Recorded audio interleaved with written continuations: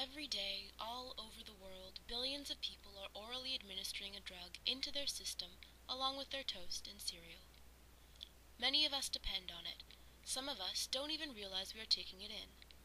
It is the most commonly used psychoactive drug on the planet, consumed by people of every rung of the social ladder. Caffeine. Caffeine is consumed by 90% of the people in the world. It is usually taken orally via drinks like coffee or tea. One can ingest smaller amounts in soft drinks like colas, smaller amounts also from dark chocolate, and very small amounts from milk chocolate, hot chocolate, and chocolate milk beverages. Caffeine is very quickly absorbed into our bodies. Within 45 minutes of his coffee, our friend Sam has absorbed 99% of the contained caffeine. After about 2 hours, the caffeine has spread through the rest of Sam's body, and caffeine levels are as high as they possibly can be in his blood. Caffeine has certain cognitive effects. This means it affects the way we think, feel, and perceive things, and by affecting our thinking and perception, it indirectly affects our behavior. Caffeine is able to elevate our mood and make us feel happier. This is one of the reasons why so many people drink coffee to wake up in the morning. It helps make them feel more alert and more positive. Because caffeine has the ability to improve our mood, some people who suffer from depression will consume products with caffeine as a type of self-medication to help themselves feel better. Sam is having a hard time working because he's tired. At low doses, caffeine can decrease fatigue, allowing a person to remain vigilant and attentive for longer periods of time.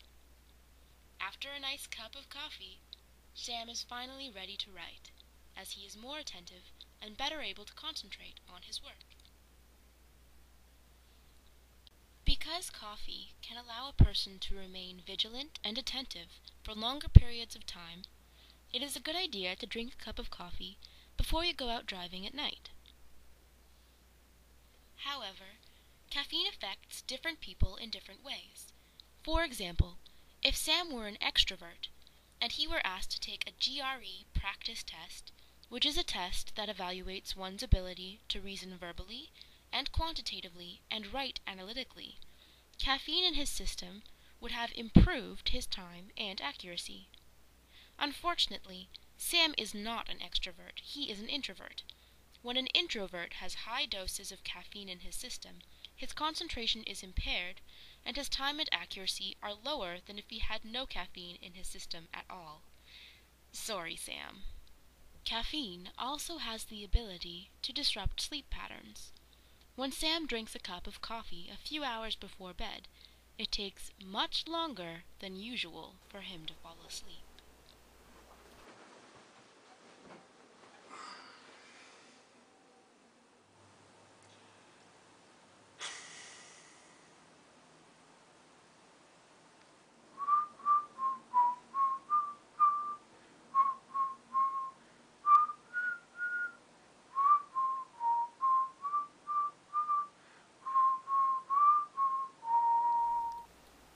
Eventually, Sam does fall asleep. But the next morning, he finds himself waking up much earlier than usual. The caffeine in Sam's body is affecting receptors for a neurotransmitter called adenosine. Adenosine is an inhibitory neurotransmitter. This means that it slows down or helps to stop certain bodily processes. Usually, it makes you feel sedated or relaxed. Caffeine blocks adenosine from working as it should. Without adenosine's inhibitory action, Sam's body is too alert to enter sleep as early or for as long as usual.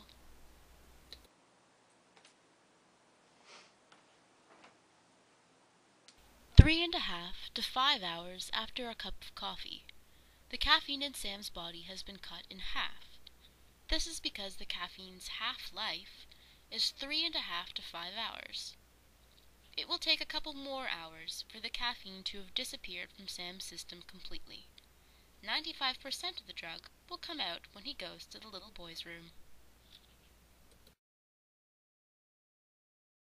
In the past, you may have heard friends say, "I am addicted to coffee." However, caffeine is not addictive as much as it is habit-forming. If you drink enough coffee on a regular basis, as little as 3 cups a day for 3 days in a row, you could become caffeine dependent.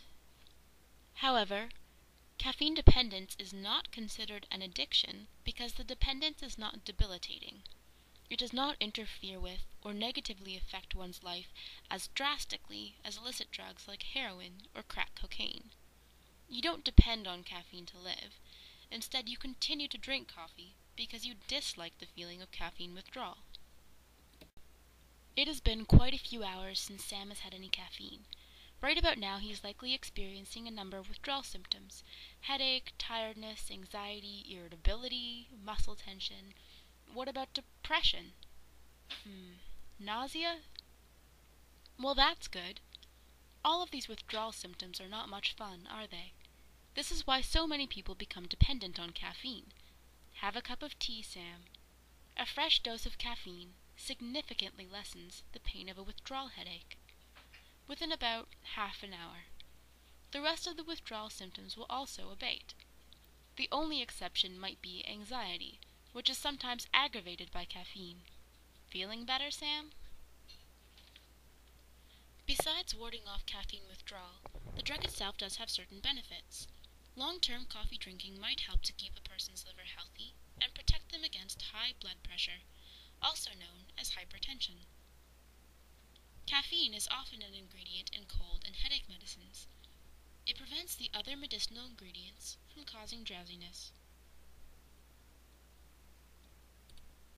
Caffeine and theophylline, a drug in the same family as caffeine, can dilate the coronary arteries and the bronchioles of the lungs. This means that these drugs can make breathing easier and help with the circulation of oxygen throughout the body. They are important drugs for stimulating breathing in premature newborns. But while caffeine can be a good thing, too much of a good thing can be harmful.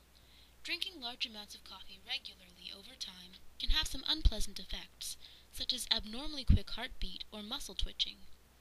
Very large doses in a short period of time can have toxic effects. If a person drinks 8 cups of coffee in one day, for example, they may start to see flashes of light, hear ringing in their ears, develop a low fever, and begin to feel and act a bit delirious. So take it easy there, Sam. Caffeine. It is the preferred drug of the masses of society. It is the magical ingredient in coffee and tea consumed daily by billions of people across the globe. It is not dangerous if, like all things, you enjoy it in moderation. It is the morning pick-me-up. It is the gentle drug that hones our focus and helps us to breathe a little easier. Caffeine.